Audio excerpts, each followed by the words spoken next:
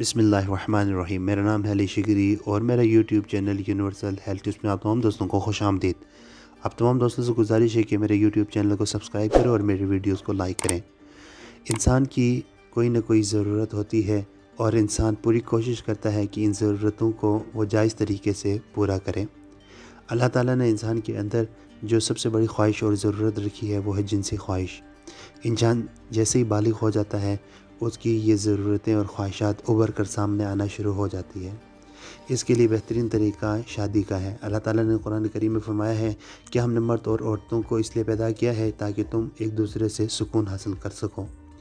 انسان شادی کرتا ہے اپنے لیے، ازدواج زندگی میں یہ لوگ بندھن میں بندھ جاتے ہیں اور اس کے نتیجے میں پھر ہم بستری ہوتی ہے اور ہم بستری کے بعد ایک اولاد پیدا ہوتا ہے۔ پھر اولاد کی پرورش کر کے اس کو معاشرے کا ایک بہترین فرد بنانے کے لیے ماں باپ اپنا کردار ادا کرتے ہیں۔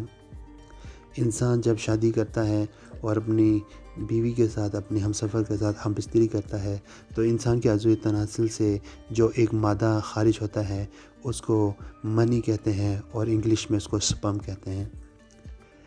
منی کی جو سفر ہے وہ انسان کے عضو تناسل سے شروع ہوتا ہے اور عورت کے شرمگاہ سے ہوتے ہوئے رحم مادر یعنی کہ بچہ دانی تک جاتا ہے۔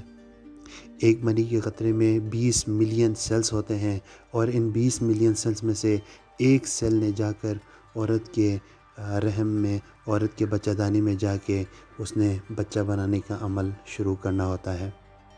ان تمام چیزوں کے لیے یہ چیزیں ضروری ہوتی ہے کہ مرد کے منی میں اتنی طاقت ہو کہ وہ یہ سفر برداشت کر سکے اور اپنے منزل تک پہنچ سکے۔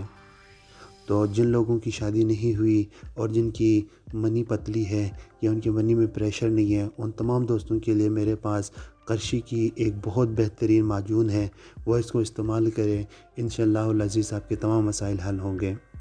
قرشی کی یہ معجون مغلظ جواہر والا یہ بہت بہترین معجون میں شمار ہوتا ہے اور قرشی کی پروڈکٹس میں، سیل ہونے والے پروڈکٹس میں یہ ٹاپ پر ہیں۔ یہ آپ دن میں 2 مرتبہ دودھ کے ساتھ 7 گرام یعنی کہ ½ ٹی اسپون آپ اس کو استعمال کریں اور پھر دیکھیے کیا رزلٹ نکلتا ہے۔ اللہ تعالیٰ آپ سب کو اپنے حفظ و امان میں رکھیں اور مجھے اپنی دعاؤں میں یاد رکھیں۔ والسلام۔